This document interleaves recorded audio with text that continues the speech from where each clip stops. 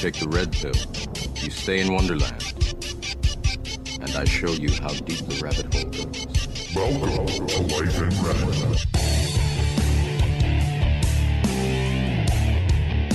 Hi, everybody. Welcome to episode 17 of the Life in Red podcast. And with me, my long-lost friend, Riley Craig. What is up, sir? How are you? I'm good. Thank you for having me. Yeah, you're welcome. I'm going to need some energy out of you. All right, I'll try. Yeah, and there be you a go. little more That lively. nice Sorry. smile you have. I need that to shine through for All everybody right. listening right now. You guys want to hear me smile?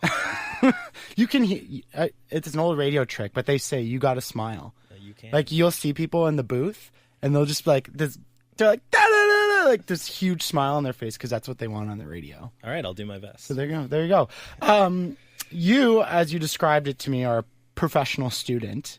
Yeah, kind of. I mean, I'm going on my, this would be my 7th full year, and so kind of 7.5 years of post-secondary education. I think the craziest thing that I look back on is we've almost been out of high school for 10 years. Yeah. So a majority of that, you've still been in school. Yeah, that's correct. I get told that I'm old a lot.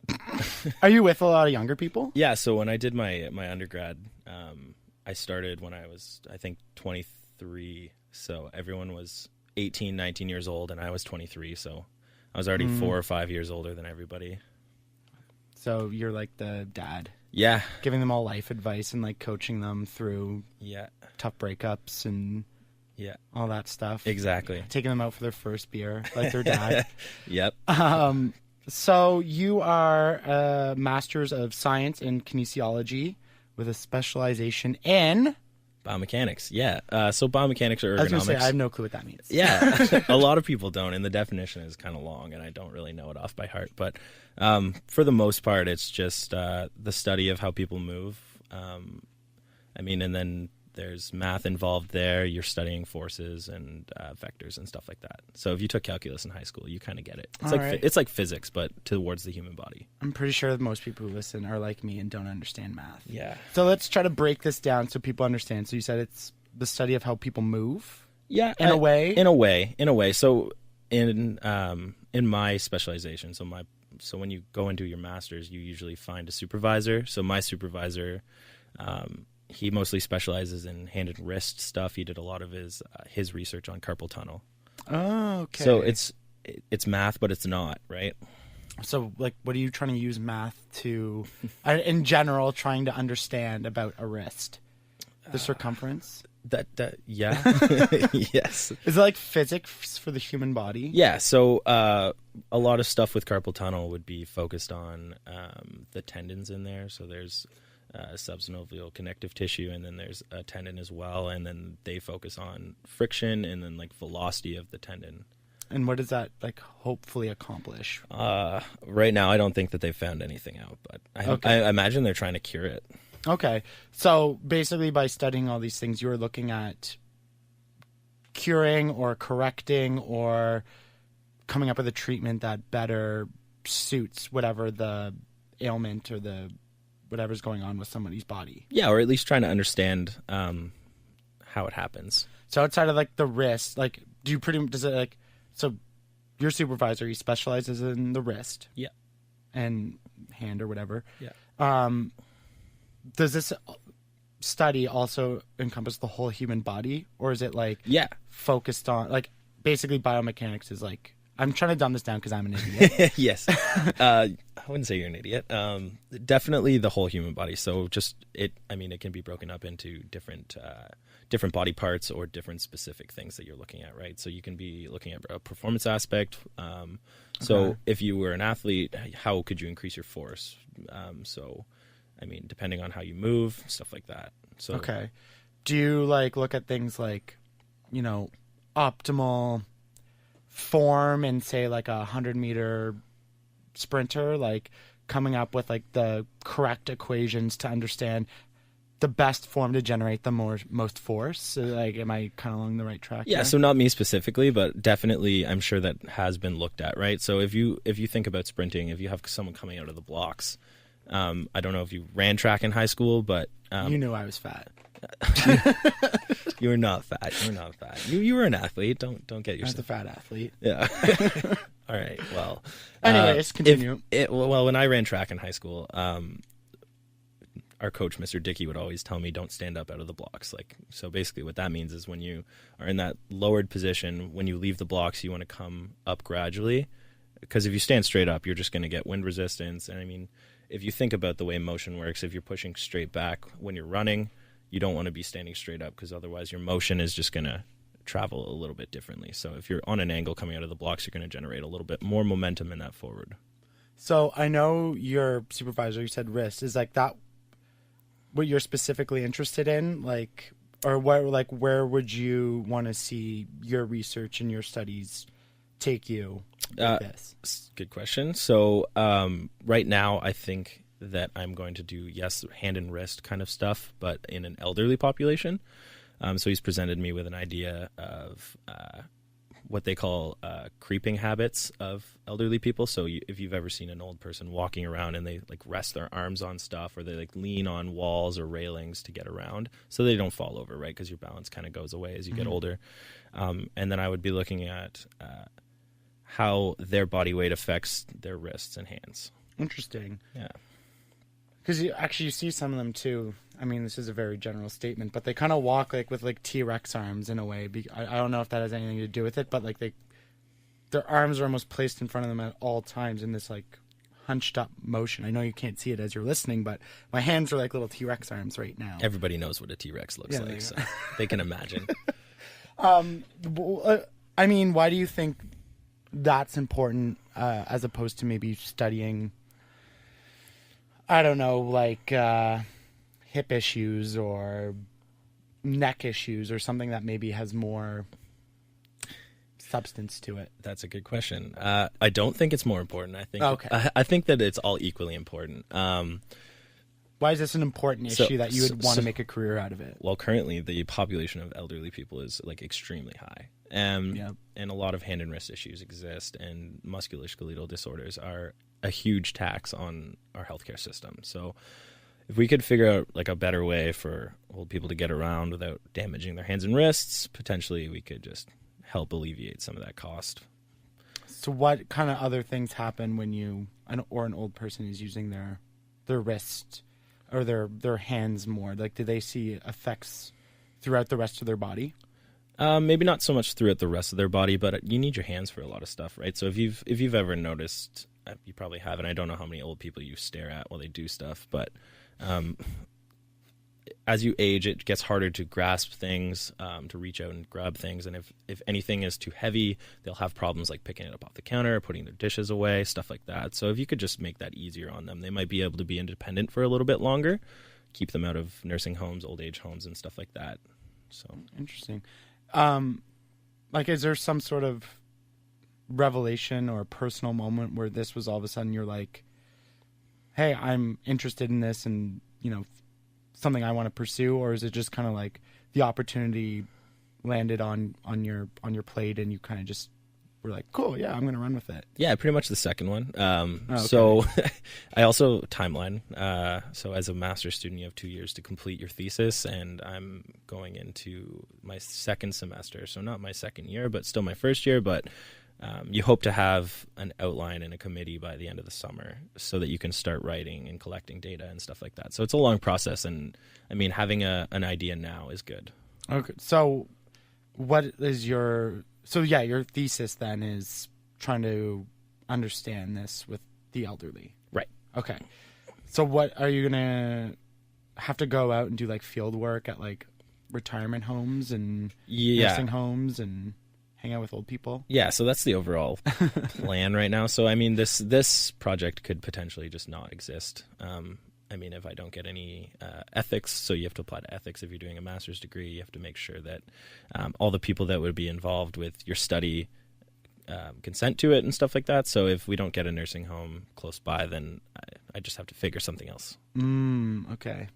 I'd recommend neck issues because I have a neck issue and I want you to be able to fix it. All right. That would be the goal. I don't want to turn this into a sob story of anything because, we as Canadians and as,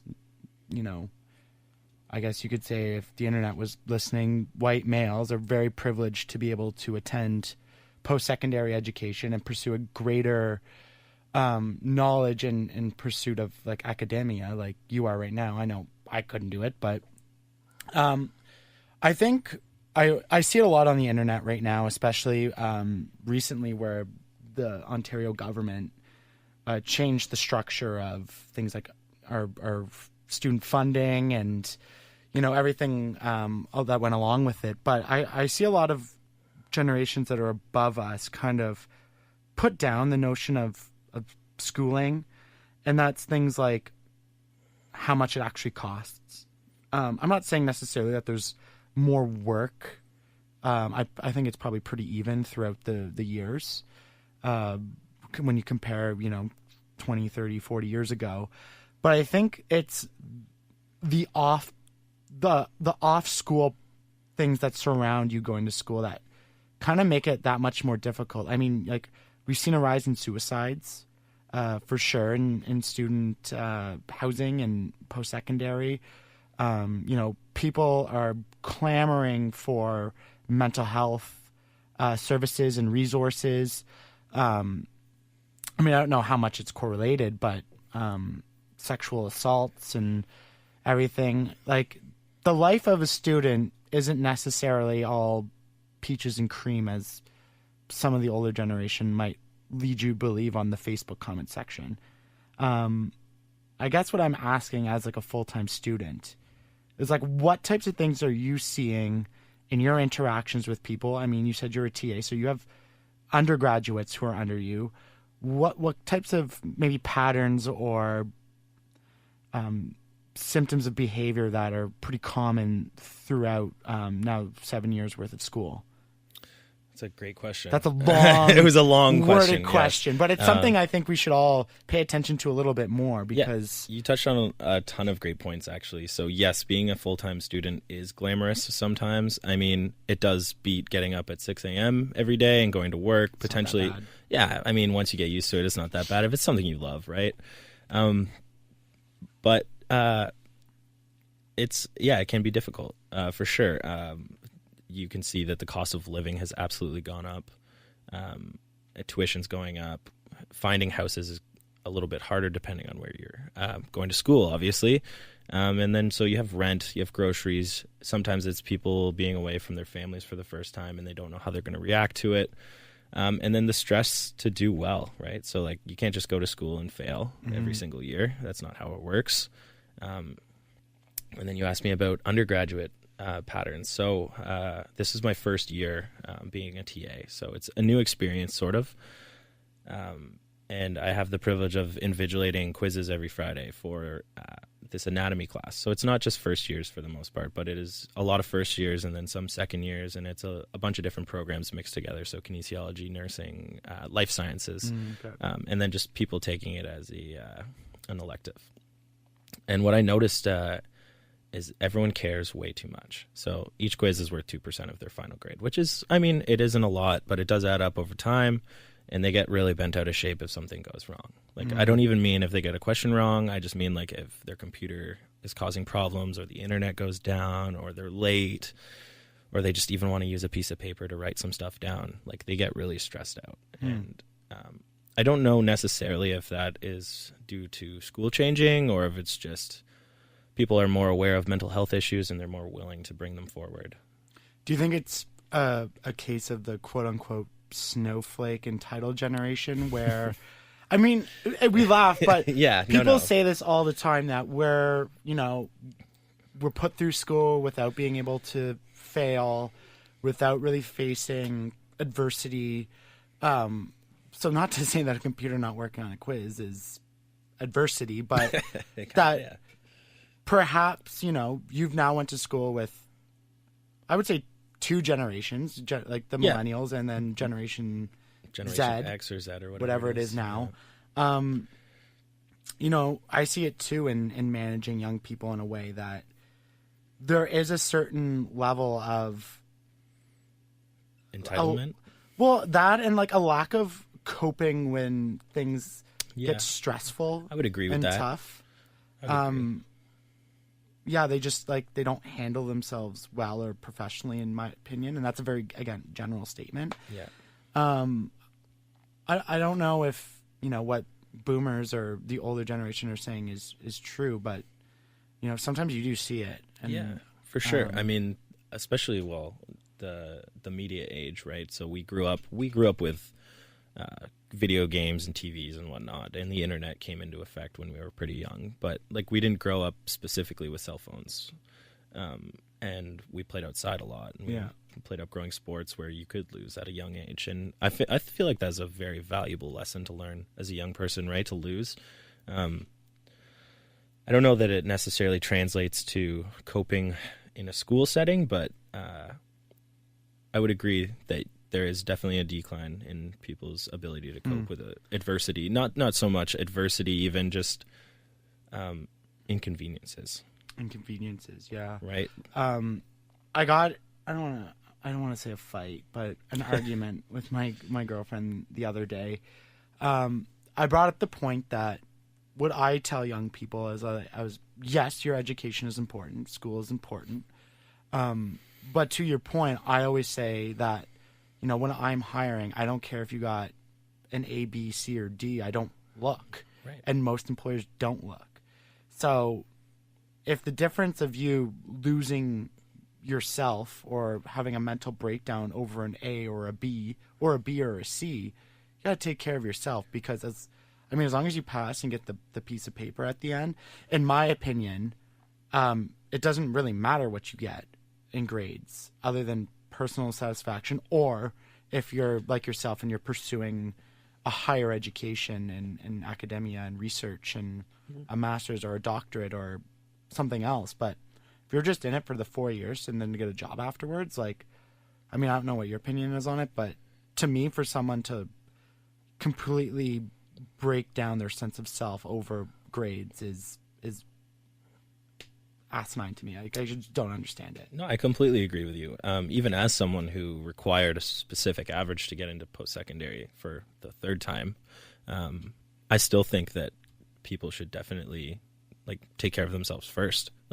You can retake a class, but if you're just going to be destroyed by it, there's no point on being there. Mm-hmm. Grades are not everything. I got into a master's program. My grades were good, obviously, but they weren't exceptional. I wasn't killing it. I did enough to get in, but I also had fun while I was in university. I knew that after my undergrad, most likely that would be the end of the amount of fun that I could have. It would definitely decline because I'd have a lot more work on my plate, right? Mm-hmm. You're at McMaster? I am. What was the interview process? There was an interview process to get in, right? Because I know someone who went through that for kinesiology, and unfortunately they didn't get in. But what was that like? Because I remember talking to them about it, and they put a lot of pressure on just that process of applying. Was it that intense, or was it just the pressure of your future, or that was got you thinking about it a little bit too much? Yeah, that's a good question. So the application process, I find, to get into a master's program was more stressful than my first year has been. Really? Yeah. So the interview I wasn't super stressed about my interview. I was fortunate enough to have a supervisor at Nipissing during my undergrad who helped me a lot with the topic that I was working on, and he pushed me in the right direction. And then the guy that I work under now was his supervisor for his master's degree and his doctorate. So I had a little foot in the door. But it depends.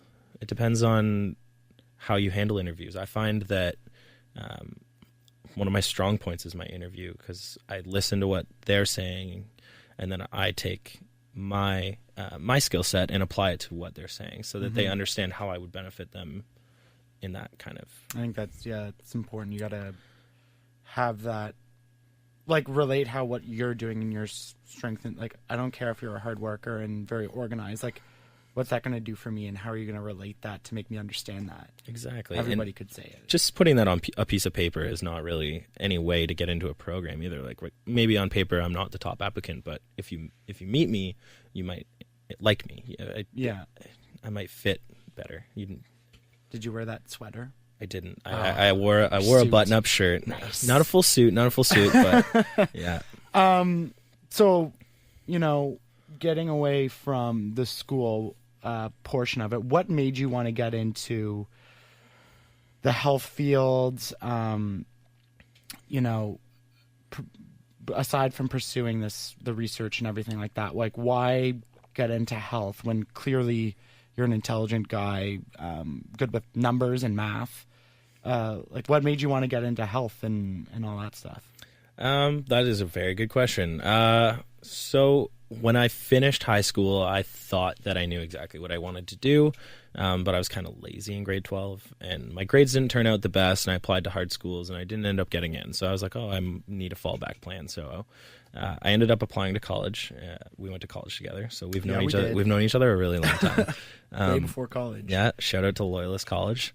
And I studied fitness and health promotion because working out was always something I enjoyed, playing sports growing up and stuff like that. So I thought that would be a great field to go into and try and give back.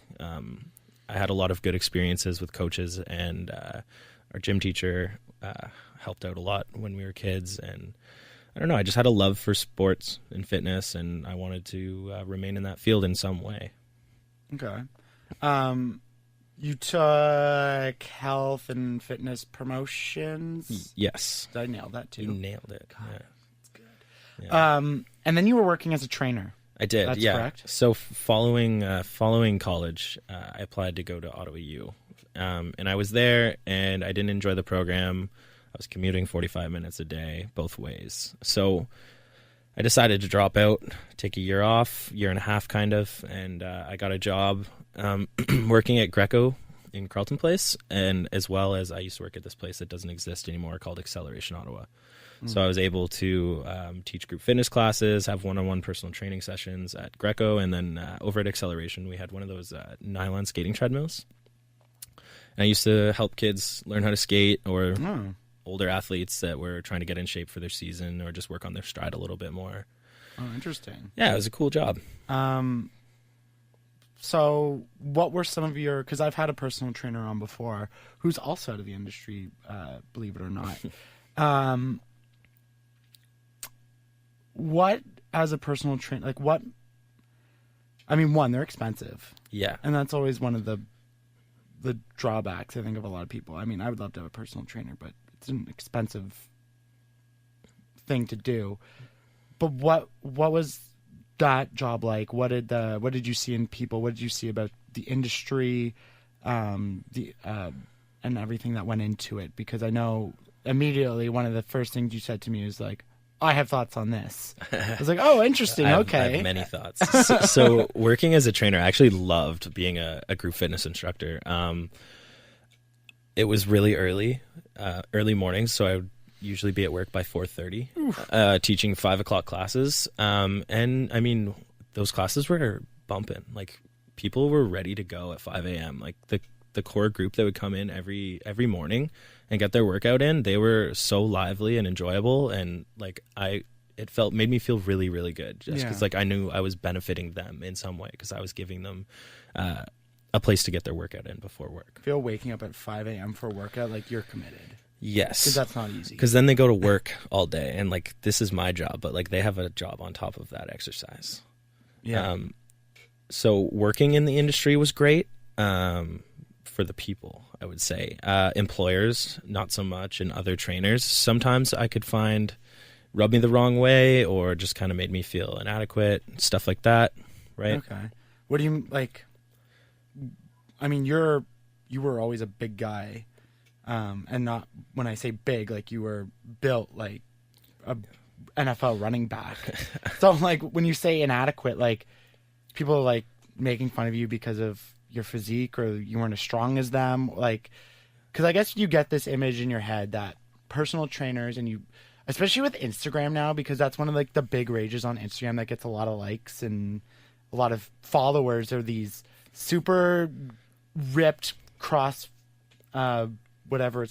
athletes who have like raging 8-packs and like biceps that go over their head and they just like look so good doing these intense workouts. Yes.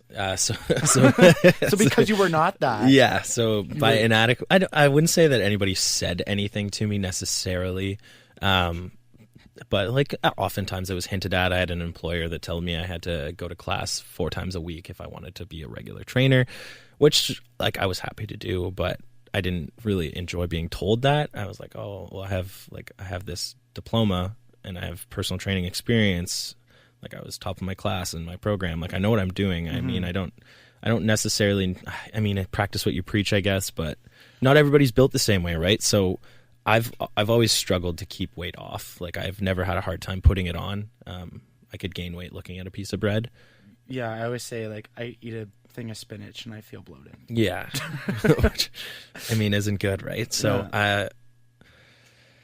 yeah, I mean, just it's a tough industry to be in, especially with Instagram, all these fitness influencers, and you never really know like what that person's going through or like what their diet's like, what their regimen's like. And maybe that's their full-time job. Maybe all they do is eat and train and like take pictures of themselves. Yeah.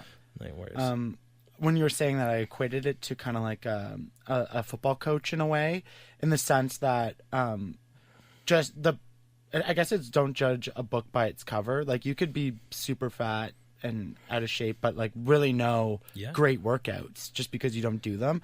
I mean, it seems a little hypocritical. You're telling someone to work their ass off and you don't, but you look at football coaches who are sometimes geniuses at the sport of football, but they're huge. Yeah. It's like Wayne Gretzky was a terrible hockey coach, but he was arguably the best player of all time. So, I mean, I guess it's, if you're going as a customer, you want like people who look great because just a perception wise, like this person looks great, so they're going to make me look great. Yeah. And I mean, I could argue the opposite of that, right? Like you would want someone, I mean, yes and no, you'd want someone who doesn't look that great, so you're not feeling ashamed of yourself the whole time. But at the same time, you're like, well, you don't even take care of yourself. Mm-hmm. How are you going to help me take care of myself? Yeah. It's a tough line to talk. Yeah. One thing I've always wondered, and this is a little bit of my struggles, you know, I go to the gym 5 days a week.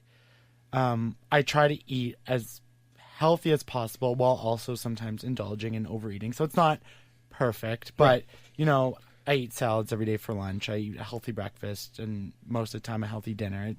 So for the majority of my meals throughout a week are healthy, which is good. I'm trying to look at, you know, good supplementing and all that stuff.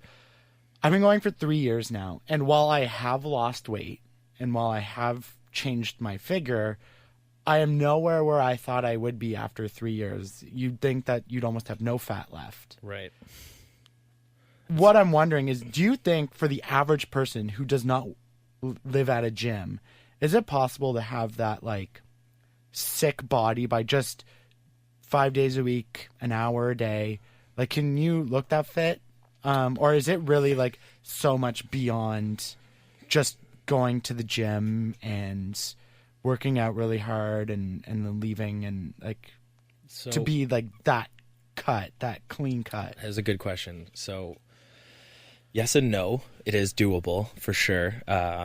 I mean, I think dialing in your nutrition would be the biggest thing, right? So a lot of times people don't actually know how many calories they're taking in versus how many they're burning. So, I mean, it's a tricky line as well, right? So, like, you don't want to be monitoring yourself so strictly that you're restricting so much that you're, like, malnourished, right? And then you just end up not being able to exercise because you're so tired and you're so drained, and there's so many other scientific things that you could get into, like adrenal fatigue. I'm sure you've heard Joe Rogan talk about it at least one time. Explain it for the people who don't listen. So your adrenal glands. Hormone? It's a hormone kind of. Okay. Yeah. So, I mean, I'm pretty sure that it produces epinephrine and stuff like that. Okay. And because it's adrenaline. Yeah. Got it. Yeah. There you go. Snap. Science. Yeah. You don't want that to be tapped out all the time, right? And if your body's in a constant state of restriction, you're just going to burn that out really quickly. So like getting adequate sleep, making sure you're getting all of your macro and micronutrients, so fat, carbs, proteins, and then all the vitamins and minerals and stuff like that. I mean, it's tough because, I mean, the quick fix is to supplement, right? Yeah. So I don't disagree with supplementation. I've experimented with supplementation myself. Like I've tried protein, I've tried creatine, I've tried BCAAs. And then multivitamins are good. I mean, I don't have any like actual facts to back up if any of them help you in any way. But if you're someone who struggles to get the adequate amount of protein in a day, taking a protein shake isn't the worst thing in the world. Yeah. But what you're saying, I guess, is if you're expecting these exceptional results from supplementing, don't. Yes, that's what I'm saying. Okay. So yeah, long-winded answer to your question is yes, it is possible to look that good, but don't expect it quickly, right? It's mostly diet, though, isn't It is. A lot of it is diet. I mean, if you want big muscles, you got to work hard. Yes. But if you want those muscles to show through your skin, you got to eat better. Ugh. I know. And it's so hard. I know it's hard. I like food way too much to be ripped. So. And you have to really kind of, I don't want to say calorie restrict, but like you do. Really you need to be to lose weight. You need to be in a deficit at the end of the week. Yeah. Right. So. Do you know who like what's the Jocko? I think Winnick is his last name. David Goggins, like those guys. They've been on Rogan before. I do not. Okay, so David Goggins, and if you're listening, I seriously encourage you to go look it up because this guy is a bananas maniac. Like this guy runs like marathons a day, like has the world record for chin-ups and all this stuff. So he works out all the time. Like that's all he does. Right. And he says that, you know, you can get over the aspect of being tired and all that just through your mindset. And I'm not saying that's true or not true. Like, I don't know. I think that really depends on the person. But I guess for like the average person, like the average Joe who's just, I don't want to go to the gym today. I'm tired. Like, is there a certain level of effort that your body can give even when you're mentally tired to somehow get over that hump to get going? Like, how hard does your body have to work to be truly drained that you really shouldn't be going, or, you know, like you're in an effort of probably really hurting yourself? I think that you would know if your body was too tired to physically exercise. I mean, a lot of the time, if you're not feeling like going to the gym is the best thing to do, because you're going to get into your workout and then like you're going to start feeling a little bit better towards the end, and then after you're going to feel amazing. And you know what? You might sleep better that night. And then that's one of the biggest things I noticed is you'd think that you would have less energy with working out and exercising, but really it's kind of the opposite. Yeah. So I was actually talking to my chiropractor this morning about it because he was mentioning working out. Am I still going? All that stuff. Talking about it. He's like, "What's the biggest thing?" I was like, "My energy." Like in high school and college, if you asked me to get up at 6 a.m. and do anything, Absolutely I'd be useless. Yeah. It would be useless. I couldn't do any. I would need like 3 naps. Yeah. But ever since I've been going consistently, I'm up at 5:36, and when I wake up, I'm tired. I would like a little extra sleep for sure, but once I get going to the day, like no problems, no afternoon dip. I can go to the gym. I like to go after work because there's hell no way I can get up at 5 a.m. and put that much effort in. I still haven't got there yet, so I go after work. But no problems trying to get through that, even no matter what day I had. And I would argue that it's better depending if I had a really shitty day. Yeah, work out some of that aggression or frustration. It's always a good move. I mean, there's a saying that's no one's ever regretted a workout, but I mean, sometimes I do. Yeah. One time I got hemorrhoids from being on the bike too long. I regretted that workout. I love the bike, but I also hate the bike. There's a little too much information. I'm going to isolate that clip and just replay it. So everybody can hear it twice. Perfect. What is it? I mean, a lot of people do know, and it's a pretty easy look up, but like, what is it about working out that helps elevate the mood and helps, you know, give you that energy? Because a lot of people hear it all the time and may not understand just what it will do for them. They're like, you know, it's either fitness buffs saying it, or people that have literally no training but like a weekend course. You know, like for the average person, they're like, oh yeah, okay, whatever, this idiot's going to tell me the workout felt good, like whatever, I don't care. But like, you know, I'm not a gym buff. I would argue I hate going every time I get in there, but I like it afterwards because I'm like, I feel great.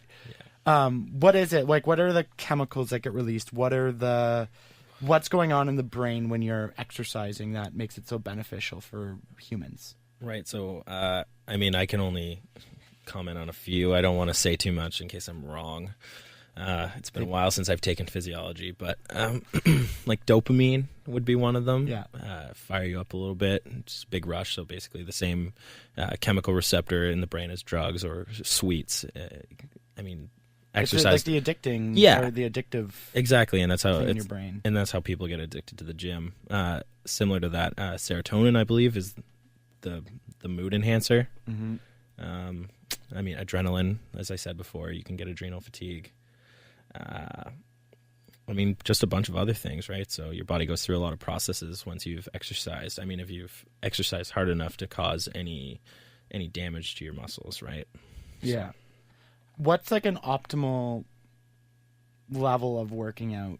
You know, I've read and I've looked up because it's something I'm interested in. I don't have access to a really great gym, so I'm always looking at certain ways I can help optimize things just to give me a bit like a bigger push in my goals.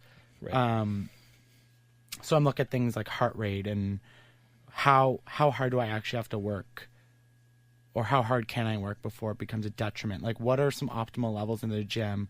Maybe even just like without like a heart rate monitor or, you know, any of that stuff. Like that someone who's just averagely running, like can look up or just, you know, feel their pulse or being, you know, like this, whatever, that they're like, okay, I am working hard enough to make a true difference. Is there even a level, or does like walking, I mean, I'm sure there's some benefit, but like. Yeah. So, I mean, it obviously depends on what kind of goals you have in mind, right? So if your goal is just to generally be healthy, so cardiovascular health, I'm not going to tell people how to run because I don't like to run very much myself. So I'm not an expert on the situation, but I would say heart rate zones is a good one. I mean, there's a fat burning zone. Basically, if you're working at a lower heart rate, you're burning more fat. Whereas if you're in the upper levels of your heart rate max range, so I mean, it's 220 minus your age. So for me, I can't even do the math. Let's do it. 220. It's 193, I think. Oh my God. Quick math. So if I was up between probably 160 and 190, I'd be just purely working on my cardiovascular health. So, which seems weird that you'd work out slower to burn more fat than working harder. Right. I can try and explain that really simply. Yeah, put that. So you have my Neanderthal brain. You have different energy systems that you use. So there's one called glycolytic, which is sugar based. Okay. And I mean, all of them. There's one that doesn't require oxygen, but it only lasts 8 to 10 seconds. So sprinters would be in that energy system. So, but you would use your immediate stores of carbohydrates or sugars right away in that 8 to 10 seconds. And then after that, you'd be working in an oxygen deficit. So that's where lactic acid is produced. It's another myth. Lactic acid is a buildup caused by exercise done without oxygen. It's not necessarily something that burns your legs. Okay. And then, I mean, if you're working out at a lower level, you don't need quite as many carbs, right? Because it's not so it'll burn fat, right? So carbs is always your first energy source, but if you use those up, you have your fat stores. So that's I guess the thing behind keto. The keto diet. Yeah, if you're because you don't even get me started on the keto diet. Oh no. Now I want to get into the keto diet because But before we go there, I'll finish that. Yeah, so I mean, the concept of keto is to become in a state of ketosis, right? So if you limit your carbohydrate intake and you increase your fat and protein, your body becomes alkaline, and I that's as much as I know about it. I'm not an expert, but I'm not a big fan of it either. I mean, if it helps you become healthier, all for it. Like, be healthy. I love that. And if you have like a problem with carbohydrates, I guess do it, but just make good choices. Yeah. Like don't eat processed meats and stuff like that. Like, you're just going to increase your saturated fat levels and your cholesterol, and it's just not a good road. Okay. Because I know a lot of people who've had short-term success on it. And is that because of this ketosis, or is it just because you're limiting carbs? Right. So it takes a while to actually get into a state of ketosis. So like basically if they're seeing success in the first couple of weeks, that's water weight. Like, that happens with kind of every diet. I I'm not a huge diet expert. That's not my specialty. Yeah. But I mean, if you're doing it properly, it could be really beneficial. I'm sure that it works for some people, and you're making good choices with your fats, right? So you need fats. I'm not going to say don't eat fats. I think fats are extremely important. It's just which types of fats you're getting in your diet. So like avocados and specific Nuts. types of oils. Yeah, nuts. I mean, not peanuts, but like other nuts. I eat almonds. Almonds are Am I good. doing okay? Yeah, Yes. I mean, you just need to, you just need to know how many you're eating, right? Like they are very high in fat. So why are you so against it then? I'm not necessarily against it. I'm against how people are blowing it up. Well, like, because it's commercialized. right, And and that's what happens with everything. and you know what? It does work for some people. Yeah. Which is great. But you need carbs. So carbs are not the enemy. No, absolutely not. Carbs are your brain's source of energy. You need them. Yeah. Okay. What are good carbs then? Vegetables. Yeah. Okay. Yeah. And then obviously complex carbohydrates. So like brown rice. Is oatmeal okay? I love oatmeal. Yeah, I eat oatmeal every morning. I so eat now I'm oatmeal worried. too, but I don't. But I do like the actual like. You make it in a pot. You don't Yeah. microwave it. Yeah. Yeah. Okay, that's good. I mean, you get the Put some chia seed what and kind, like flaxseed in steel there. cut? You a steel cut guy, or are you just a regular? I think I get the 1 minute quick oats. Yeah, the ready oats. Yeah. Yeah, Quaker. That's okay. I can't comment on whether they're terrible for you or bad for you or So I should good go for to you. Stone Mill Day. The more complex it is, the better. That's my opinion on it, right? Because it takes longer to break down. So it's not an immediate spike in your insulin, right? So that's the difference between a complex carb and a non-complex carb, a sugar, basically, right? So white bread, white rice, it's broken down so fast that it spikes your blood sugar right away. Just white things making And things worse. And I'm not going to say that they're bad for you in any sense, because you do need carbohydrates, but I mean, it depends on what you're doing, right? So if you're an athlete, you're obviously going to need before a competition or a race or a sporting event, you're going to want those carbs in you. Yeah, like immediately. marathoners and Right. They have like those little carb gels basically. Exactly, and like if you ate that on a regular basis, if you weren't running, you would just absolutely be enormous because they're so high in carbs and probably fats too, right? And maybe protein, even, because you need that kind of stuff. But it's not something you can just crush all the time. Okay, well, let's get into a little segment because I saw a little fire burning in my eye. What are some, I'm not going to say controversial subjects, but like what are some things about whether it's diet or health and fitness or the commercialization of the industry, bodybuild, like whatever it is, what are some things that you absolutely as a person studying the science behind some of these things are absolutely, this is false, this is wrong, this is unhealthy, out of control, whatever it may be? What are some of the things that people should know that you're like, hold up? Okay, that's a good question. It's not so much like a specific thing that I dislike about anything in the fitness industry. It's more to what extremes people are taking those things or out of context. Okay. So bodybuilding is great, except if you're competing, because it's not a healthy way to live that dehydrated, right? I mean, if you're somebody who's eating really well all year round and then you just, I guess they dehydrate themselves to be on stage. If you do that like once a year for like whatever it is, I think a week before you start dehydrating. I'm not sure. I'm not a bodybuilder. I've never competed or trained anybody going into competition. But I mean, if you did that once a year, by all means, that's great, as long as you're not taking steroids, because steroids are super bad for you. Well, I mean, abuse of steroids, I should say, because you know what? They do really good things for your body. So yeah. But So, okay. So, what was that guy's name? He was the bodybuilder, and he was like really great in the 90s, early 2000s. He's probably like the biggest guy. There's a documentary. Is it Ronnie Coleman? Yes, Ronnie Coleman. Ain't nothing but a peanut. Yeah. And I watched a documentary on Netflix about him, and like he's walking around with like crutches, like little crutch things. Yeah. Because he can't walk because his hips are so devastated from Squatting all his working 900 out. pounds and working out 3 times a day for years and years and years, right? Yeah. So, I mean, the concept behind anabolic steroids is that you can work out really, really hard and then you just shoot up, and aids in that repair, right? So it makes your body better at repairing itself.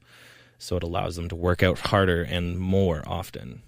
So, I mean, the fact that he's walking around with crutches doesn't surprise me. His body's going to fall apart immediately after he stops taking steroids. He had, like, crazy amounts of surgeries. Yeah, no, I believe that. I haven't watched it, but I will. I love documentaries. I mean, it was cool. So, but yeah, he was definitely a character, and he still works out. Yeah, it's incredible. Then, like in a wheelchair, maybe. No, he's not in a wheelchair. Like he'll still do everything. You see him like struggling. He just can't walk everything. good. Yeah. Okay. It's crazy. So okay. So yeah, that. So other things. So I'm actually an advocate for CrossFit, which is, I mean, probably controversial because I've heard to tons of people. that's bad. Yeah, I mean, everything's bad if you do it the wrong way. Okay. Right? So if you have a good coach, if you focus on form rather than performance, right? So I don't necessarily think competing in it is a great idea because you can absolutely get hurt. I mean, you're moving heavy weights at high intensities. If your form's bad, you can definitely hurt your back, your knees. You can drop weights on yourself. I mean, you can, once again, get adrenal fatigue if you're just working out too much all the time and if you're not focusing on proper nutrition and recovery. So, okay. CrossFit, good. Powerlifting, bad. No, exercise, good. What is it about CrossFit that gets... I mean... at least 2 years ago, there was a lot of rage. I still see lots of people do it, but it definitely kind of took off. It has quieted down a little bit since, but because that is intense as hell. It is. I mean, I think the problem is that everyone only really sees the games or like the actual competition of it, whereas like right. The good part of it is like working out with a community, sort of. So our old high school teacher, Mr. Dickey, runs a nonprofit CrossFit gym out of the school. And he has people from the community come in the mornings during the week at pretty early, and then he sometimes hosts a Monday night class. And it's just fun. Everyone supports each other. Everybody helps everybody get better, and it is competitive. And like, I mean, if you played sports in high school or like extracurricularly, it kind of adds that sense of competition that you might be missing if you don't play sports anymore. Yeah, which keeps you from raging on the internet. Yes. Because 1, you're in the gym working out, and 2, you're not as angry, and 3, all that rage is out in the gym. Yeah, but raging on the internet is okay too. No, it's not. No, you're right. Don't say that. We've been through this on this podcast before. Yeah. Yeah, I mean, shout out to Mr. Dickey because I see people posting about it, and people I never thought would be 1, into exercise at all, and 2, doing CrossFit. Because when I see some of those like lists you guys have to do, it's like 100 burpees, and I'm like, damn, this is a lot of burpees. Yeah, I'm like, I do 10, and I'm like, time out, guys. That's enough. No more burpees. So yeah, that's crazy. Yeah. Good for you. Oh, I don't do it anymore. It's no fun by yourself. I mean, I'm just gonna do 100 burpees now. It's too expensive. It's too expensive to belong to a box as a student. That's one of the. Like, I get the cost.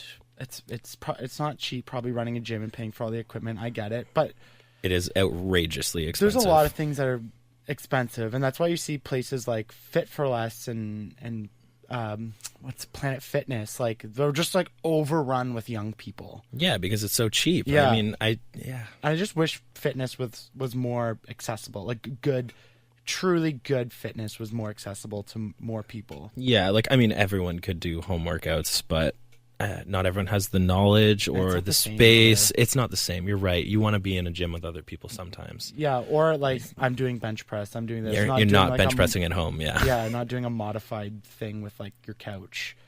That's one of the tough things for me. But like I can't even afford a gym membership.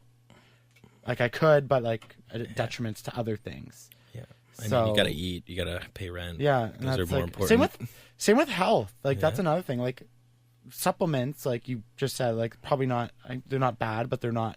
They're almost not worth the money. Yeah, at this point. And that's the thing. They're like, I look up something new I hear about. I'm like, oh, I just like look it up, like see what it is, and it's like $60 for 19 servings. I'm like, I'm out. Yeah, that's not like enough. Only the rich people are allowed to truly feel healthy benefits and. Yep, that's right. The best. Yeah, the wealthy survive. I mean, if we want to talk about rich people. Yeah, income inequality and everything like that. Like that's one of the biggest things. You can't afford, I mean, to be truly healthy, and even healthy food now.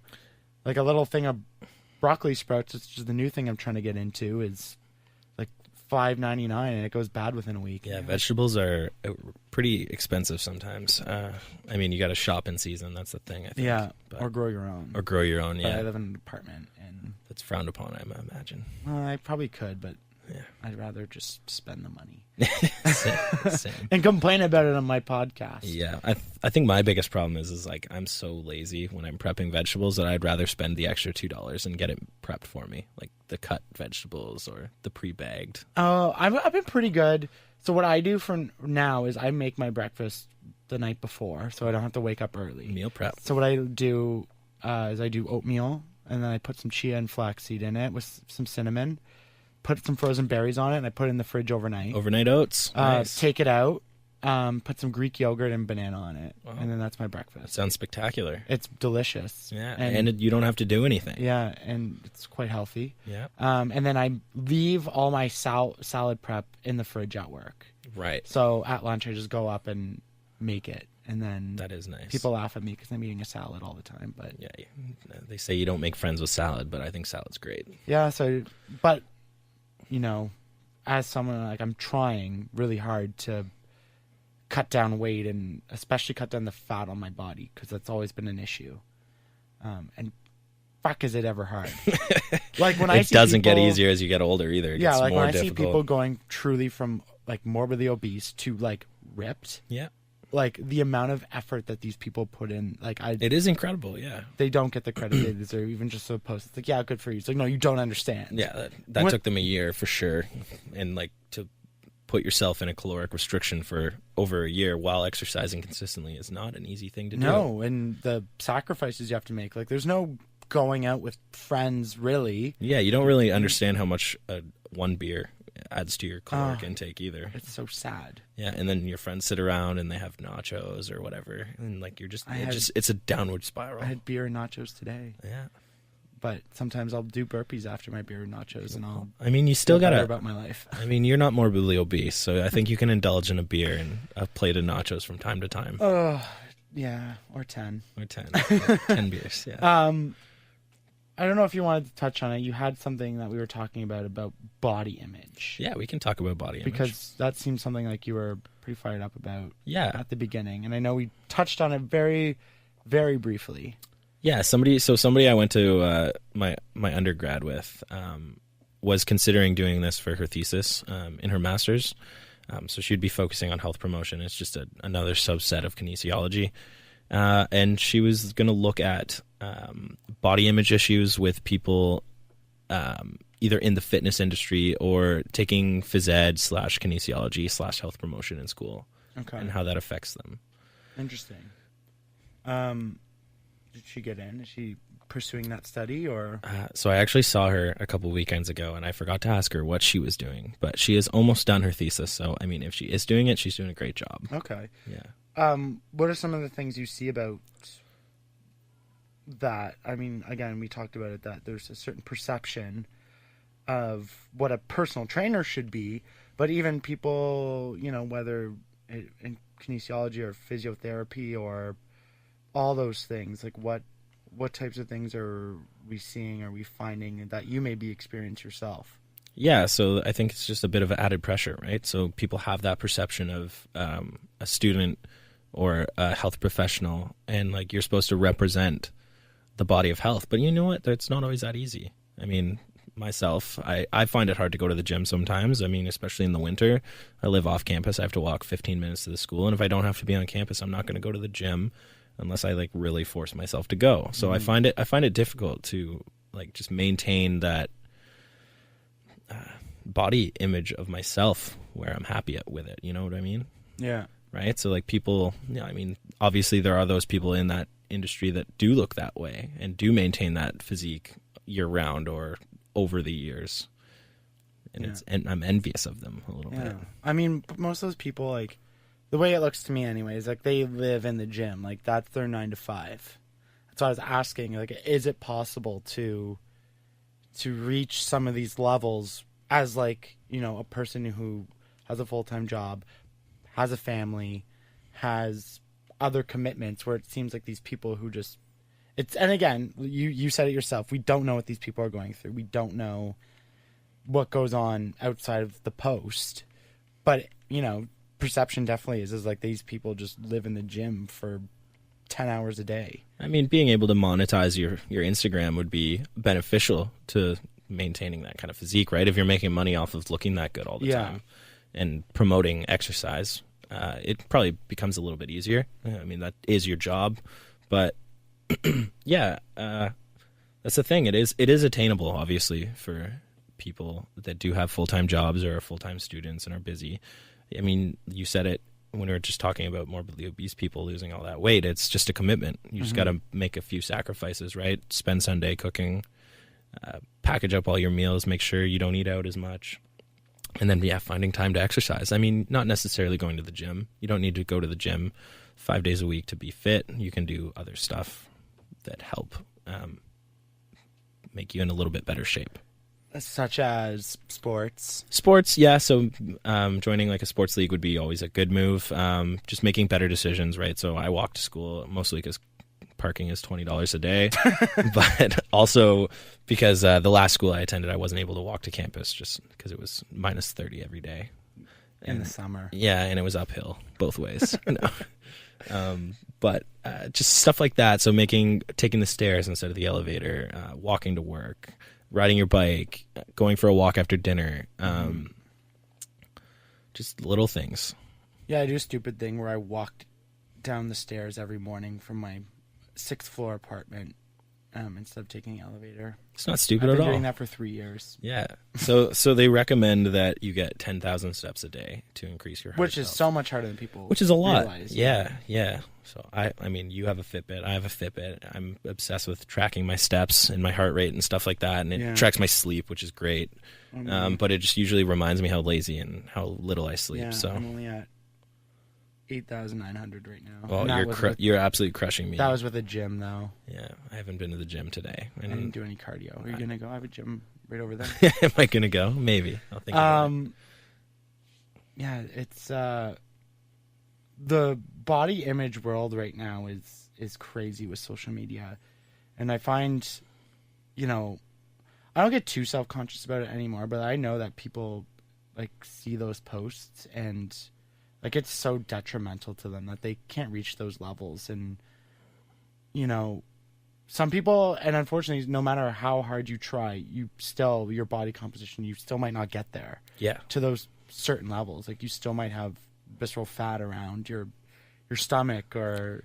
Right. I mean, the way that I would put that is that people are predisposed as to how they put on weight, right? So you might be predisposed to carry extra weight in your hips. Some people carry it in their stomach. I know it's referred to often as the apple and the pear. Fucking mom and dad. Yeah. Your fault. It is their fault, yeah. It's not your fault, it's their fault.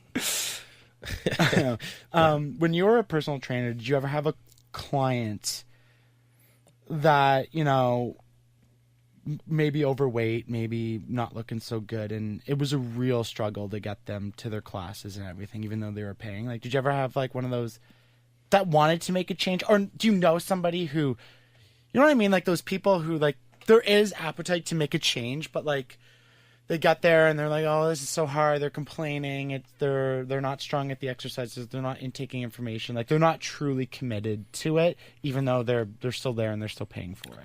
Yeah, so I mean, I didn't have a ton of one-on-one clients. I mostly did group settings, but you definitely have both extremes. So I would have elderly people come in for a class, and then some of them would be like giving it everything they've got, and they're working harder to be better every day. They're taking in everything I'm telling them. So like my job was to lead the class. And then during the rounds, I would also correct form. So I would make sure they're doing the exercises properly, bring them heavier weights or lighter weights, or tell them to take a break if they look like they were struggling a little bit. And there was definitely people that wanted to be there and wanted to make a change and were making those changes. And then there were definitely people that were just there because they could afford to go. And like maybe they had a significant other that dragged them along, but they didn't really, like they weren't there to better themselves any more than the minimal effort required. So... Just trying to find out what people who are, in the industry, like day to day, who, not just those inspirational Instagram posts, like what are some of those motivational tactics to really help people understand the benefits and really get after it?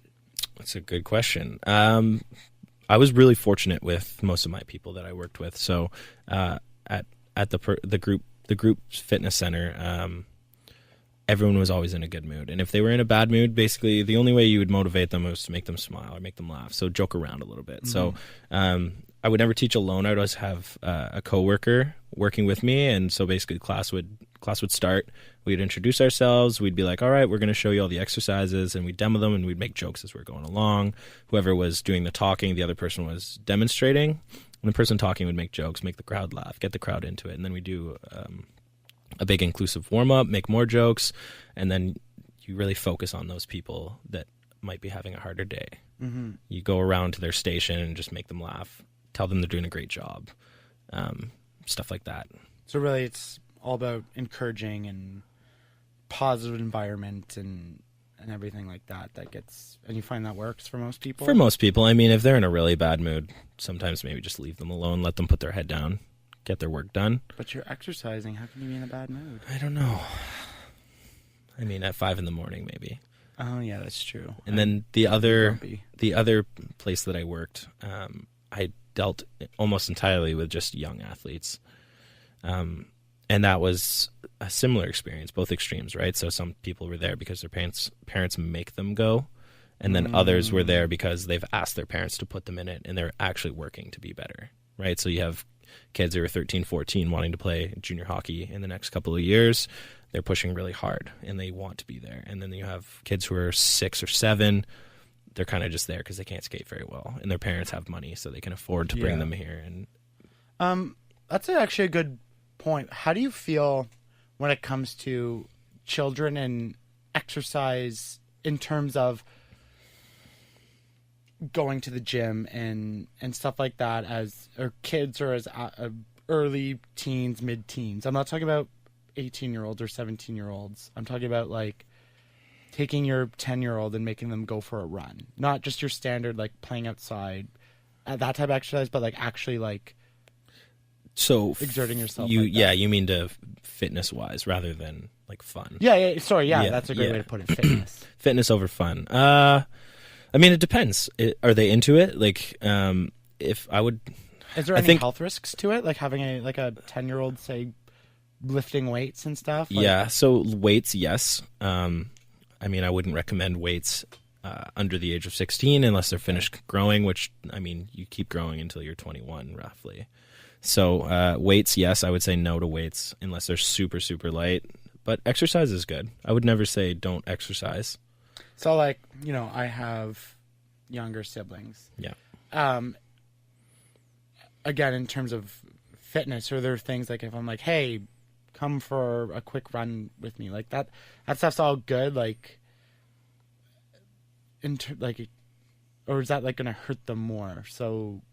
No, it's definitely good. Or even like calisthenics, like push-ups. No, great stuff. I mean, as long as everything is done properly, right? So, like, if they have really, really bad running form, taking them on a long road run, not a great idea. Yeah. Because, like, you can damage the shins. People get shin splints running on the road a lot, and it's just like micro fractures in your shin bone. So it's really not a good thing. It's not a good thing to do, and it's not something they want to live with. You don't want them to hate running from a really young age either. Yeah. You want them to build that hate on their own. It's so funny, like, I really don't like running that much either, but now that's like my if I just need to go to the gym really quick, I will probably just go for a run. Yeah. Even though I never was a fan of it. I always sucked at it. Like, yeah. Could not do 100 meters, couldn't do 200 meters, couldn't do a 400. Now I can run an hour. That's great. I could probably run more, but I stop at an hour. That's probably good. But yeah, it's just funny how it's like, oh, I only have 30 minutes to go to the gym. I'll just go for a run instead of, like, some people will go, like, I'll go do bench. Yeah. Bench is always meathead stuff. Yeah. It's a classic exercise. I mean, it's good for you. They always say that, what is it? Bench press, squats, and deadlifts are like some of the compound movements, right? Yeah, you should always be doing those in some form. Yeah. I wouldn't say every exercise. Some people say that you should, but Yeah. that like those are like the three. I mean, if you're looking at general fitness, maybe just focusing on a full body workout every time, kind of getting those big compound movements in, yes. But yeah, you shouldn't bench every time you're at the gym. Definitely not. Yeah. Squatting, maybe. Yeah, you squat every day. Yeah, you could. I mean, not If your legs not aren't too heavy. sore? Not heavy. Yeah. Oh, Yeah. interesting. What's your level of knowledge in terms of like the sport aspect? So a big thing right now is kids and teenagers are going into, playing hockey, for instance, 365. Right.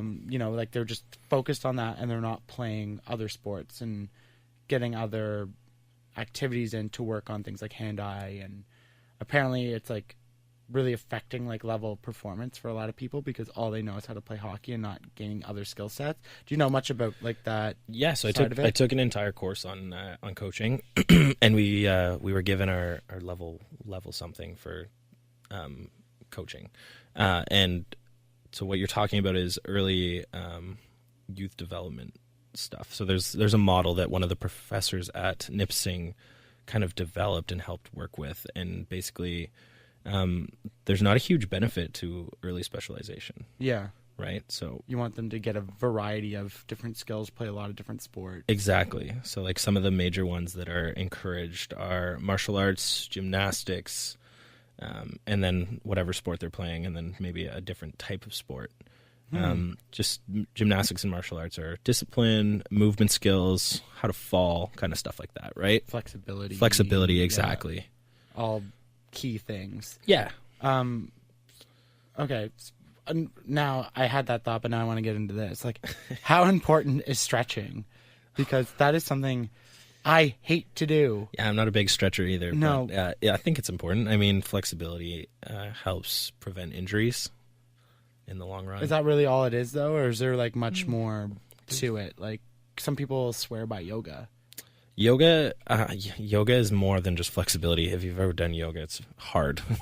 It definitely makes you stronger. There was a video with like people, and it was like all these like intense like bodybuilders, and then like these like intense yoga people doing yoga. Yeah, Like the guys couldn't do half the definitely. stuff. It's hard. But I just remember reading somewhere like stretching is one of actually the most important things in aging and getting Yes. older. And that, like, Stretching. especially if you're physically active, but everyone should be doing stretches because it'll pay off when you're older and, in Yeah. so many different areas of your life. Exactly, right? So if you have a decreased range of motion, you're just going to be more susceptible to injury. It's going to be more difficult for you to do stuff. So, like, imagine if you're old and you can barely touch your feet. Like, how are you going to put your shoes on? Yeah. Stuff like that. I never used to be able to touch my feet. Yeah, now until, you can. like, 2 years ago. Hey, that's exciting. I know. It's a big step. Working on all these things. Yeah. Now I'm trying to work on my back posture. Yeah, my posture is horrible. Because, like, I have, like, diagonal neck, like, It's from walking like a caveman because I'm sitting at my computer all the working day on at the a desk. phone. Yeah, that's why I sit like this, so my neck is Yeah. neutral. I want to get one of those harness things. Have you Oh, ever seen those? Where yes, you I tie don't. them up and it pulls your back. I don't recommend it too much. No? Just I mean, I have maybe. to text you every time I want to make a health decision. Riley, what do you think? Yeah, my expert opinion, not that I'm an expert, is that you should work on strengthening your retractors in your shoulder. So work on back exercises and holding that there, rather than using an assistive device to teach you how to hold your shoulders back. Just because you'll eventually depend. Okay. That On makes that. sense to me. Yeah. What are some great back exercises that you can do? If you're thinking about just pulling your shoulders back, just seated row. You can use a cable, or you can do. Do you know what a landmine Nope. press is? So it's that little thing in the corner of a gym that you can put a bar in, and then you can push it up or like pull it up. I know I'm doing a terrible job of describing it to you right now. You have to describe it in audio for people listening. So is it one of the things that start on the ground? It's a metal triangle piece that would go in the corner of a room. And then on that metal triangle piece, there would be like a socket that you would be able to put an entire barbell into. So it would come out from the wall. And then you could put weights on it, and it would just be like a hinge, sort of like a lever. Oh, okay. Yeah. Interesting. Yeah. Okay, that's And a then you good could do one. that to row as well. Other back exercises, flies. So you could do cable flies. Basically, you just pull your arms out, retract your shoulders together. Yeah. Yeah, there's lots. You can look online. Well, Generally, fitness stuff online is pretty good actually for exercises. I think it's so sought after. Yes. Like that is information that people are constantly seeking and looking. And like we said, being healthy and having an access to fitness and all those things are not accessible for a lot of people, which is super unfortunate. It is. I mean, good for businesses that are trying to start low cost gyms, but you know, I don't want to say the name of the place, but one of the higher ones here in Ottawa is like $90 a month, and you're like, bro, It's a lot of money. and you get like it seems totally worth it if you can afford it. You get tons with it, but Yeah. like $90 a month, man, that's more than I get paid in a year. Just kidding. Obviously joking, but yeah. Yeah, man. I don't know. Do you have any like fiery things you want to get off your chest here? Any Broadcast to the world? Any fiery things? No, I don't think so. For the most part, I'm pretty chill. I don't get You've too always fired been up. too smiley. Too smiley. Yeah. No, I wouldn't say too smiley. Too chill. Or playing hockey when you would. Bit soft. That's all of a sudden, but you'd get angry at these random times. Yeah. Small bursts of anger. Do you still watch hockey?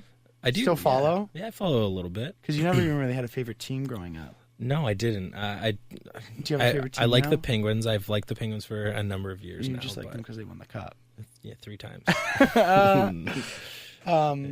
Trade deadline. What do you think is going to happen with the Senators? Let's talk a little hockey here. What do I think is going to happen, or what should happen? What should happen if Riley Craig was running the? I am not an expert GM by any means, but I mean, I think they should try and keep their 2 top players right now and build around them at least. Like, offer them a decent contract. They're obviously going to have to rebuild, but they need somebody to at least be decent here for people to want to play here.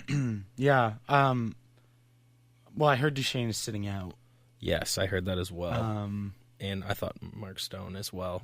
Oh, I didn't see that report, but it could be true. Yeah, I might be making it up. Yeah, because he was supposed to decide today, tomorrow on what he's going to do and whether Ottawa will look for a market. One other thing, and I got in an argument with my coworkers, this is now a couple times where they've let people develop into big stars and then let them go. Yeah. So what's to say that they go through a rebuild and Shabbat and Kachuk and Wolanin and Batherson, White, and Formanton Brown. all get great, Yeah. and then they want money, and then they're like, Just well, don't- okay, just we got to don't pay do it them. again. Yeah. We got to start over because they want money and we don't want to pay people. Like, to me, it just seems like an endless cycle of mediocrity. Yeah. I mean, they haven't had a good run since 2007, right? That was pretty much, yeah, they had a couple really good teams in the early 2000s. Yeah. But they would always lose to the Leafs. In the first round. Yeah. And then, they went to the Cup. And then they had 1 year, and you're like, wow, they're almost there. Like, the team gelled. You think everything's good. Yeah. And then last year was an absolute disaster. I guess the year before that, they went to one conference goal, finals. with Yeah. 1 goal to the Stanley Cup. That's what I mean. Yeah. And everything seemed great, and everyone was playing well, and it looked like the team had chemistry. And then all of Yep. a sudden, Not. man, Yeah. like Melnick coming out with the comments, like then the bullying scandal. This year has definitely been rough. Yeah, on them. I don't envy those fans. And living in Ottawa, it's funny. And working in media in Ottawa is it's actually hilarious. I get a kick. It's definitely entertaining. I don't that's know for if people sure. want to know this, but when you comment on a brand's page, whether that be a news organization, BuzzFeed, publication, there are people who read those comments and laugh. Absolutely die laughing. We will like, oh, look what this person said. And, like, everyone like runs in and we like read, Yeah. like, ah! like people laugh like at people who say these like Yeah. nonsense things on comment threads, and like we just kind of make fun of it. Like, what is this person doing?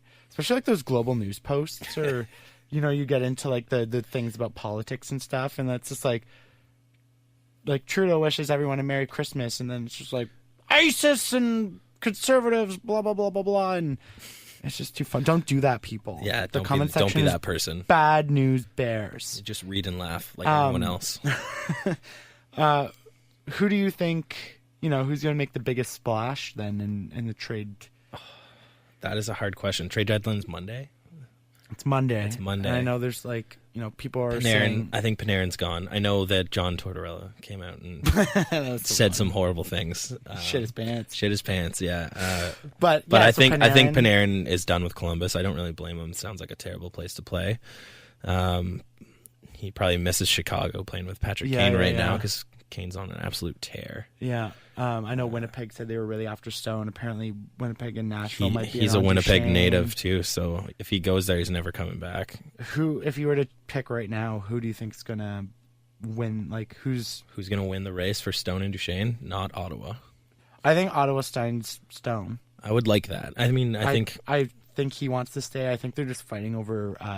couple $1 million somewhere. Well, they're fighting over like signing bonus and structure of the contract, not in terms of money. Right. Because you see people like Tavares and Matthews get like $17 million signing bonus with a $600,000 salary. Exactly. Yeah. And they're like, well, I want that. And, that sounds nice, right? I mean, Melnick, I don't think can afford that. And no. And then it bugs me like all the teams. Like, you have the same teams always in it, and you're like, how? So, for instance, my favorite team's Detroit. And somehow they're up against the cap, and they have no cap room to do shit. Yeah. And you're like, you suck, and you don't even really have that many good players. But then it's like, Tampa Bay is in on Duchesne, and you're like, what? How can they you afford have him? everybody? I don't understand. What else do you need? I'm like looking through Cap Friendly, which is an amazing resource if anyone's interested in the numbers of hockey and how things are structured in deals and cap room and all that stuff. And I'm like going through, I'm like comparing everything. I'm like, where are you getting all this money? Like at the cap, and somehow Pittsburgh, who's already won 3 cups in the past 10 years, has room for more players. I don't understand. It makes no sense. I mean, Pittsburgh's on the down, obviously. They still have a lot of talent, but it's hard to be good for a long time. Yeah, I mean, Kessel, Malkin, Crosby, they're all getting older. Not that they're slowing down in any means, but like they're gonna be up for contract again, and it's hard to be competitive in so long when you kind of only have so much room. Like when you have deals where you lock so much money into a handful of players, you really rely. And Pittsburgh was really lucky with players like Rust and Gensel and Sheary for a bit of a time. Yeah, they had a lot of depth without a big payout for them. Exactly. A bunch of these rookies who played in the AHL all of a sudden coming up and Matt Murray coming up and winning points. a cup in his rookie season. He's been terrible this year, but I mean, I think he's dealing with a lot of injuries. Yeah, injury problems and stuff like that. So yeah, they were lucky. I mean, they had the depth. Rely on that. Yeah, absolutely. On people who you've never heard of all of a sudden be disgusting. And putting up points and producing. Then you have teams like Tampa that just seem to be able to buy most of their team and somehow fit it all in. Yeah, I mean, I think I would take a pay cut to win a Stanley Cup. So would I. Honestly, if I'd go from $9 million to $7 million or $9 million to $5 million to play on a team that was going to win a cup for 5 years. I know McDavid did that to an extent, but if I was someone like Matthews, I would be like, listen, I'll do $10 million to free up more money for Mitch Marner or somebody else, John Tavares. Yeah, just to get you that extra player or two, just to one more depth guy, help fill out the team. Yeah, as opposed to all the money being locked up on me. And I get it. Like human nature is for greed and make as much money as you can. And these guys could lose their career at any moment, and they're only this financially viable for a certain amount of time in their life. So you want to try to bank as much as you can. Yeah. I mean, I think a lot of players are coming out of college now, though. I know, like, the junior leagues were big for a long time, but I'm hearing more and more first-round draft picks are college players, like Boston College and stuff like that. Yeah, that's true. That's what the Northeastern universities have that. Mm-hmm. I know they're putting out coaches and stuff, too. That's kind of stopped, but... Yeah. People are walking by the door. But yeah, it's I would totally take a pay cut for a cup. Yeah, for the betterment of Yeah, team player. the whole. Yeah, For sure. Like, that's Definitely. what something, and I don't know if that's just inherently my nature, or if that's what most people say they would do until, until the the money. money. And then they're like, I'll give you $17 million. You're like, screw the team, man. I'm signing. yeah, I'm set for life. Who Yeah. cares? Yeah. So, I don't know, man. But I- I love this time of year. It's crazy, and falling on Twitter and seeing all these rumors. I mean, I don't envy the players involved, because you're having people find out things on the internet rather than Yeah. through your boss. Right. Like, could you imagine like coming into work one day and just being like, Oh, you don't work here anymore. yeah, like, Yeah. yo, Twitter says you're fired. And you're like, look at your Twitter's- boss. You're like, yo, what? Twitter says. Like, oh yeah, that wasn't supposed to be released till tomorrow. But yeah, that's tough. That is a tough thing. you know, and there was a piece, I believe it was in The Athletic, where they were talking about the human nature of. It was Mike McKenna, because he was with the Senators and he was in Vancouver for like a day, put on waivers and then claimed by Philly, and his wife put out like a tweet or something, just being like, you know, like, people have to find, you know, a new place to live, daycare. Or am I going to see my family, or am I just going to live here while they live somewhere else for the season? Yeah. The emotional impact that it puts on players. That's a big problem I have with society in general, is whether it's politicians, professional sports players, people of personality, like you said, people on Instagram, like, Yeah. we don't know what they're going through. Like, everyone is a human Yeah. in some aspect. People forget that. And just because they're in the news all the time, or we see their name all the time, does not make anything less You can't be a piece of shit to a them still. struggle Yeah. for them. You can still be depressed with $17 million in your bank account. Yeah. Like, That's life. but you see it so much, and people criticizing it, and Yeah. getting all over people, and you're like, yo. Yeah, money doesn't make you happy all the time. No. I mean, it helps you live, that's for sure, but it doesn't. Yeah. Yeah. I definitely think it helps, but it won't always fulfill you, for Yeah. sure. On that note, I have two things that I want to talk about. Ooh. Yeah, sparked a Interesting. little fire. Okay. So the first one is, I don't know if you've ever listened to the podcast Radio Lab. No, I've heard great things. It is amazing. I recommend it. Yeah, okay. I'm gonna listen to They that. did one about John Scott, Oh, yeah, okay. right? So people might have forgot who John Scott Made is. fun of him when he was the NHL enforcer, and he got Yeah. voted in So by the fans. the reason that he ended up getting voted in to be an all-star was a media guy. He made a comment or a tweet or a post or something like that saying John Scott for the all-star game as a joke, and it took People off. ran with It it. took off, and he ended up going, and it cost him it ended his career. Yeah, the NHL was pissed that The NHL was pissed that he wasn't going to back out of the All-Star game, and it ended his career. They traded him to Montreal, and then he went immediately to, I believe, Nova Scotia, and Yeah. he never played again in the NHL. Yeah, because they threw him on waivers or something as soon as they traded him. Immediately. And then would make him ineligible for the All-Star game or something. That's why he wore the There's a brand jersey. There's a new rule too. After that All-Star game that they made called the John Scott rule, basically that people have to be in the NHL to play in the All-Star game. But the point I was going with there was you were talking about people living. Like, him and his wife had just bought a house. I think he was playing in Arizona. I can't remember. Yeah. Arizona, and before he got traded, and they literally just bought a house, and he had to get on a plane and move to Montreal. And people were making fun of And then- him and yeah. chirping him and Yeah. getting all over it. And then he scored 2 goals and won MVP. So I mean, that was a great story. Like, that's what sports needs, not this I did a political crap of, Don Cherry calling people jerks. yeah, Like Carolina. Like, we need more fun. more fun. Yeah, more fun in hockey. Also on that, I just lost my train of thought. No. When I was in college, we were doing a project and we had to do it on someone who exemplified leadership, and we were going to do Nelson Mandela because he's a great, easy choice. But then another group went before us and they did the same project as us, so we tried to switch on the fly, and we picked John Scott because this was all happening around that time. So Okay. I ended up doing a presentation on John Scott and like how his life changed in like basically a month. Yeah. Yeah. Pretty drastically. And the second note that I wanted to make on you talking about people being people is the World Juniors. Oh, yeah. So this is great. And I'll get you your point. We had Mikey DiPietro in. Yes. and he came in. This was my point. Yeah, I sat with him for an hour. Right. So while and I'm not going to talk about too much about what we talked about off the air and just man to man and stuff. Yeah, off the record. These kids They're kids. Kids. They are 18 and 19 years old. They seem like adults because of the world stage they're on and how big they are, but yeah, we're 10 years older than them. And a big thing is, you remember what we were like when we were 18 and 19. We thought we were hot shit. We thought we knew everything. We knew nothing. I look back, I'm like, damn, that guy was an idiot. Yeah.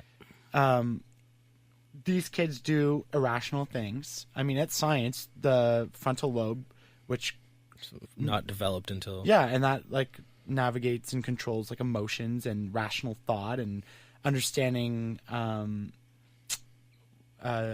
consequences. Yeah. You know, when I was 18, I went on an egging spree around town and ended up nailing one of our like good family friends' houses like an idiot. But you don't think about that. You're like, oh, I'm having fun with my friends. Yeah. These kids literally are thrown into this giant stage and asked to handle themselves with the utmost professionalism. Yeah. With, you know, dignity and respect. And I think they all do a damn fine job of what they do.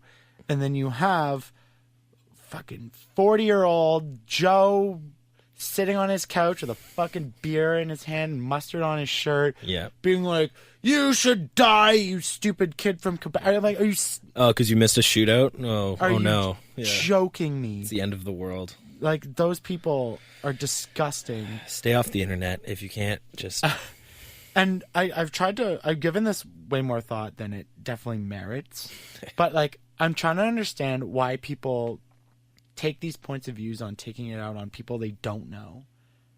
And I think it's like, it truly is like, I'm not a psychologist by any stretch, but they are taking out parts of their insecurities. Yeah. I agree with that. Through this outlet of a news cycle or on a prominent figure, professional sports player, non-professional sports player, someone in the media.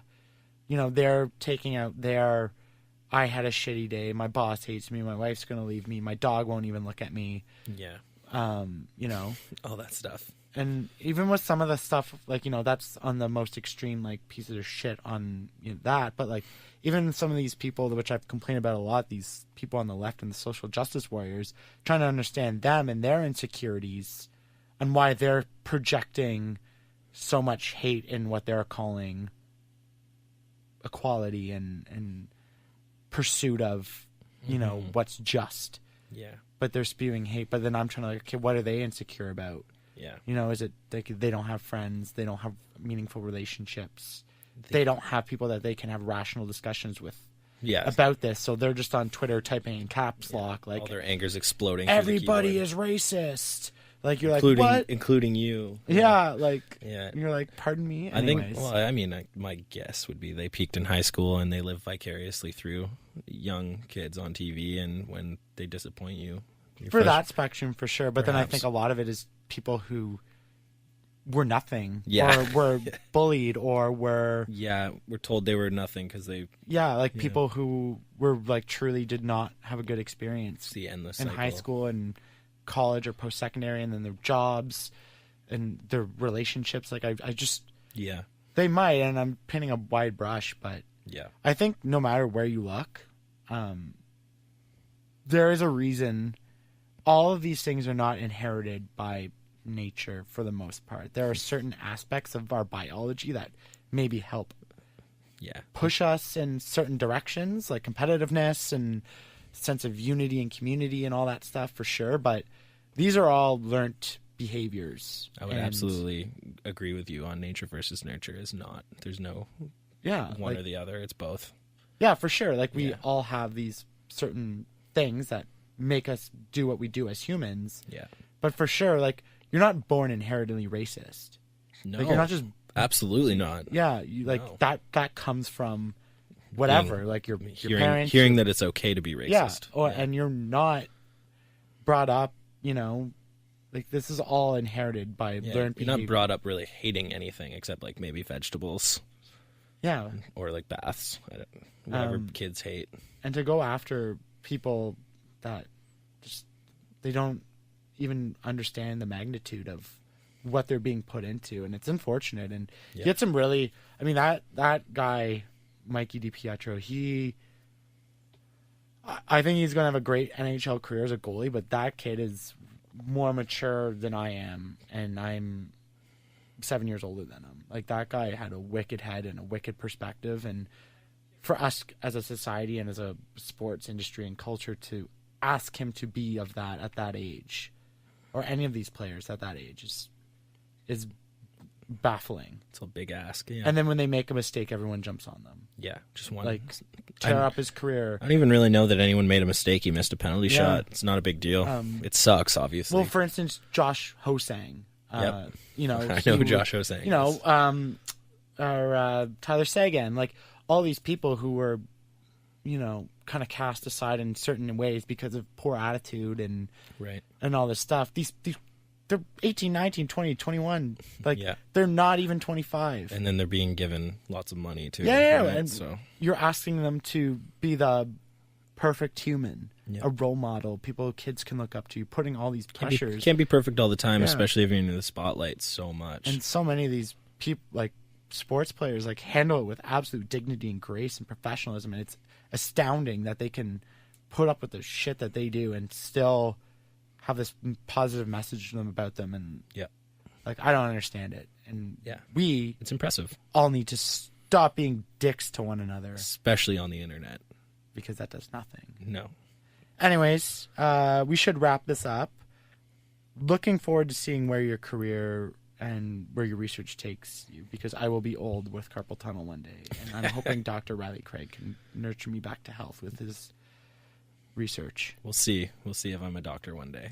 You don't have any publishings or anything right now, anywhere you're putting out work? Or Nothing yet. Okay. I'm starting a study in the summer. Okay. I don't know if it's going to be published, or if we're going to try and publish it, but it's happening regardless. Okay, interesting. Where can people follow you if you ever choose to throw that stuff out? You can follow me if you'd like at riley.e.craig for Instagram.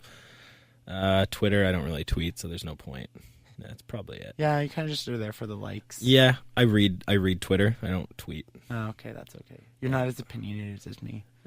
I prefer to keep my opinions to myself. I think I'm generally too on the fence to express opinions. Interesting. Yeah. I like both sides of arguments sometimes. I mean, there's certain ones that I'm obviously on one side or the other, like racism. Of course. There's things we just know are bad. Yeah. It's like, I have common sense most of the time, but no plugs. No plugs, really. Hating is bad. Hating is bad, yeah. I think that's a good perspective, though. More people should be open to both sides of the argument, even if it's both polarizing sections from, I'm completely against, or like, as a person speaking, like, I'm super racist, I hate this group of people. Yeah, probably still not going to listen to that, but I get your point. I think not to give them credit, but to hear where they're coming from. Mm-hmm.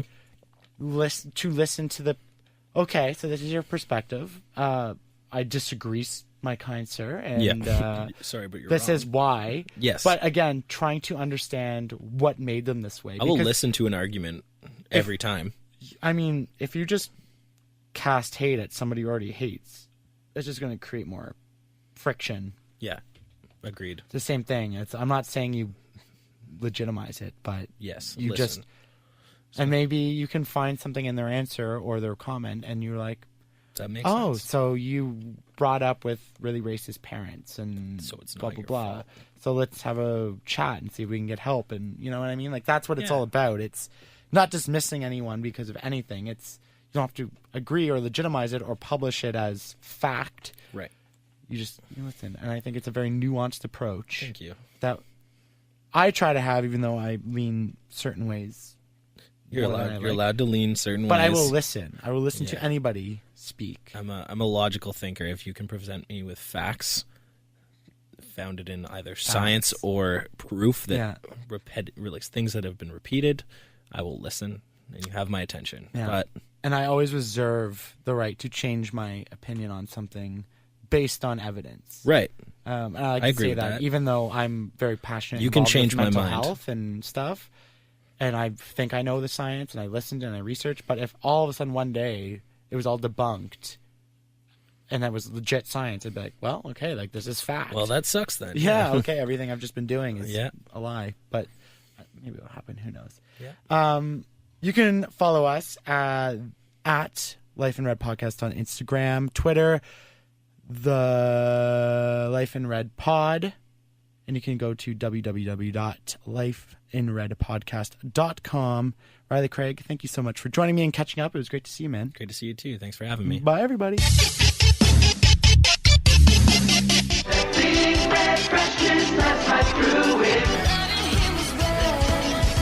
You take the red pill, you stay in Wonderland, and I show you how deep the rabbit hole goes.